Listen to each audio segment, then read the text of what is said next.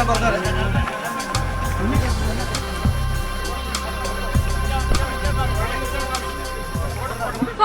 all, thank you so much to supporting us. We are feeling very proud to come here, and you have seen how dangerous situations are we face today. And if we want, we can go there. We can go temple. Police are said they promised us we will give protection. അത് മനസ്സിലായി. കൂടുതൽ മുന്നോട്ട് പോകണമെന്ന് ആഗ്രഹമുണ്ടായിരുന്നു, പക്ഷേ സാഹചര്യം അതിനെ അനുവദിക്കുന്നില്ല. ഇത്രയും കുട്ടികളെ നമ്മൾ മുന്നിൽ നിർത്തിക്കൊണ്ട് അല്ലെങ്കിൽ അവരുടെ ജീവനെ മുന്നിൽ നിർത്തിക്കൊണ്ടാണ് ഇവർ വിലപേശിക്കൊണ്ടിരിക്കുന്നത്. അപ്പോൾ അതിന് എന്താണ് അവരുടെ ഭീരുത്വം എന്ന് നമുക്ക് പറയാൻ പറ്റുള്ളൂ. ശരിക്കും പറഞ്ഞാൽ എന്തായാലും ഇത്രയെങ്കിലും ഞങ്ങൾക്ക് പോകാൻ കഴിഞ്ഞു, അതിൽ ഭയങ്കര സന്തോഷമുണ്ട്. എന്താ ആ ഒരു സിറ്റുവേഷൻ കാരണം നമുക്ക് മുന്നോട്ട് പോകാൻ പറ്റിയില്ല. ആചാരലംഘനത്തിന് എന്ത് ന്യായീകരണമാണ് പറയാനുള്ളതെന്നും കൂടെ എനിക്ക് അറിയണം.